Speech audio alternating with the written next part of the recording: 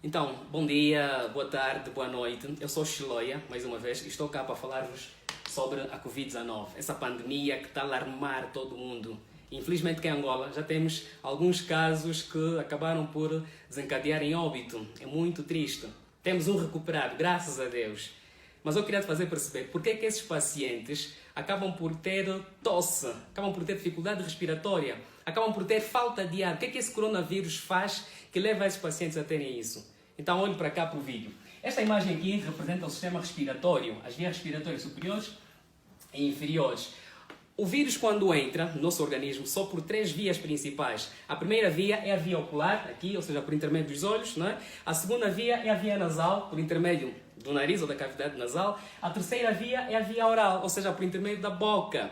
E à medida que ele vai entrando, ele vai desencadeando, de certa forma, durante um período de 2 a mais ou menos 14 dias, vários sinais e sintomas. Então os pacientes começam a se queixar já de corrimento nasal, ou seja, aquele muco que vai escorrendo na cavidade nasal, começam a ter espirros, começam a ter uma febre, que por sinal é uma febre muito alta, começam a ter dor a nível da região da garganta. Então o vírus vai continuar a descer, porque ainda nessas vias, estamos a falar da traqueia, brônquios, bronquíolos, enfim, não são as vias principais, onde o vírus gosta de se alojar.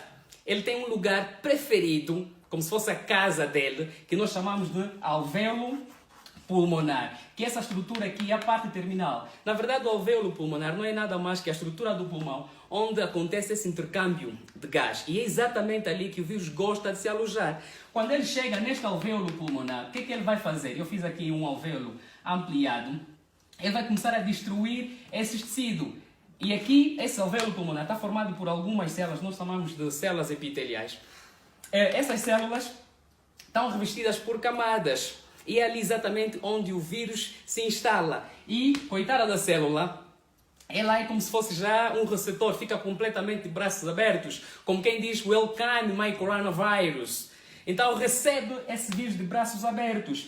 O vírus o que é que vai fazer? Tem que entrar para esta célula, que no caso são estas células dos alvéolos pulmonares. É ali onde ele vai fazer o seu verdadeiro estrago. E por sinal, esta célula, assim que o vírus, aquela membrana lipídica que envolve o vírus, entra em contato com a célula epitelial, que essas células são designadas pneumócitos, que na verdade é pneumócito do tipo 2, cada uma dessas células. O vírus, assim que entra para a mesma célula, vai desencadear um conjunto de sinais e a célula reage. E o mais engraçado é que esta célula já prepara um receptor para este vírus, como quem diz, olha, venha, tenha a honra de entrar. Então ele manda um receptor, que nós chamamos de receptor ECA, ou seja, receptor de enzimas conversora de angiotensina 2. Este ECA é que vai pegar o vírus, entre aspas, e vai levá-lo para o interior da célula. E quando entrar, já ao chegar mesmo aqui nessa superfície celular, esse vírus vai começar a irritar essa superfície celular. Ao irritar essa superfície celular, o indivíduo vai começar a ter manifestações que são chamadas de tosse. Então, ao irritar a superfície desse epitélio, o indivíduo começa a tossir. Essa tosse é, na verdade, uma ação de resposta defensiva da mesma célula, como se estivesse a ser atacada. Então, para eliminar o vírus, em resposta à defesa a tosse vai fazer com que o vírus saia por duas vias, ou sai pela cavidade nasal, ou sai pela cavidade oral. Então tu tosses, por isso é que nós dizemos, ao tossir, o indivíduo não pode ficar com a boca, descoberta. O que é que tem que fazer? Tem que colocar o antebraço na boca aí.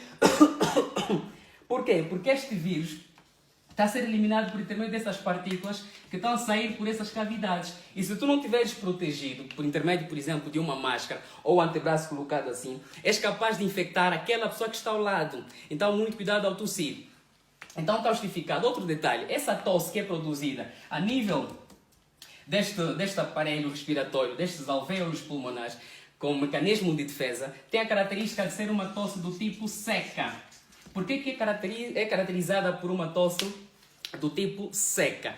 Porque se crê até hoje, o que a bibliografia refere, é que esses alvéolos pulmonares, essas células, não são capazes de produzir tanto muco, tanto líquido, ao ponto de te dar a sensação de que você tem muita saliva a ser expulsa por intermédio da tosse. Então a tosse é seca. Poderia ser uma tosse úmida, por exemplo, ou com muita eliminação de muco. Se fosse uma tosse ali, provocada a nível dos brônquios, dos bronquíolos e ser eliminada. Mas aqui não há muita produção deste muco. Então está justificada por que esses pacientes têm tosse. Então, este vírus vai continuar a entrar, o seu material genético vai para a célula reconhece e ajuda na multiplicação do mesmo vírus. Então, todas essas células ficam contaminadas, porque é o lugar predileto, é o lugar preferido deste vírus. Ao ficarem contaminadas, esta célula vai reagir de certa forma a tentar destruir este vírus, mas não consegue, porque o vírus é muito mais forte. Então, o que é que a célula faz? Morre.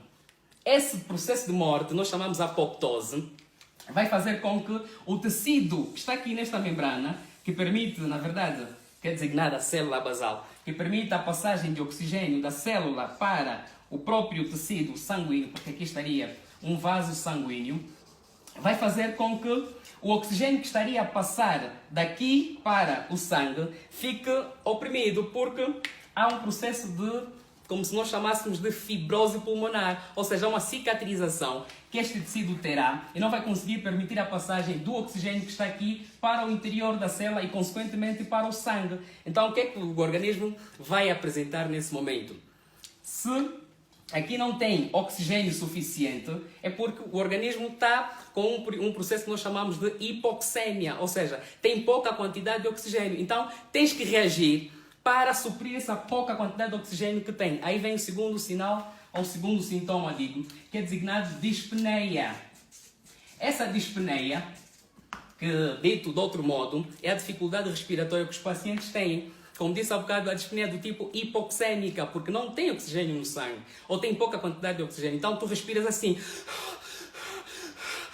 de forma muito ofegante, porque essas células estão a ser completamente destruídas.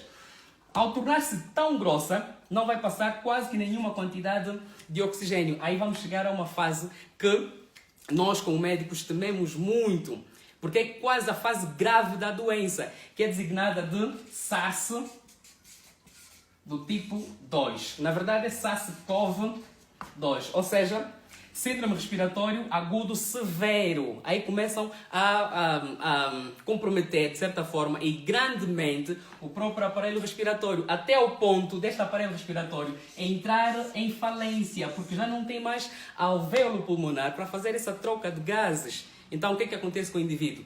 A falta de ar aí acontece, aumenta grandemente a falta de ar, que é caracterizada por um processo de dispneia. Então o indivíduo começa a piorar progressivamente. E o que é que nós podemos fazer nessa fase? Infelizmente, é apenas intubar o paciente. Então colocamos um conjunto de ventiladores, que são suportes ventiladores, digo, artificiais. E aí é mandar uma nota positiva, muito obrigado ao executivo pelo esforço que está a fazer em mandar vir diversos ventiladores mecânicos para suprirem essa situação da Covid-19 na fase grave, porque ali quase que nós não temos mais nada a fazer.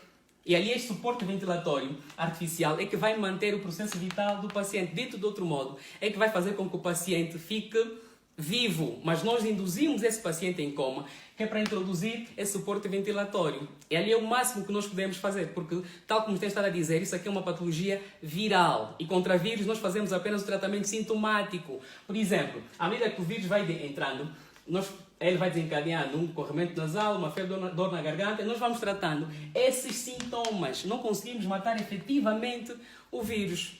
Então, eu pergunto-te, você quer chegar nessa fase de SARS-2, síndrome respiratório agudo severo? Não. Eu acho que não. Eu, pelo menos, não. Então você tem duas escolhas. Ou a saúde, ou a doença. Eu escolho a saúde. Então, a humanidade ainda tem uma esperança. Vamos prevenir, pessoal. Vamos prevenir, vamos tentar adotar, vamos tentar levar em prática as medidas que o Executivo está a passar para todos nós. É simples. Muito simples. Primeiro, higienize as mãos com álcool gel, com sabão, o que for. Segundo, não saia de casa, pessoal, por favor, não saia de casa, que é para você não contaminar outras pessoas que estiverem ao teu redor, por exemplo, e para não se contaminar, eventualmente se houver alguém que esteja também contaminado por essa Covid-19 e pode te passar e você pode chegar à fase de desenvolver todos esses sinais e sintomas e outros e também chegar à fase mais grave que nós designamos aí há bocado. Então você tem uma escolha entre a saúde e a doença. Eu prefiro a saúde. E você? Prontos, muito obrigado.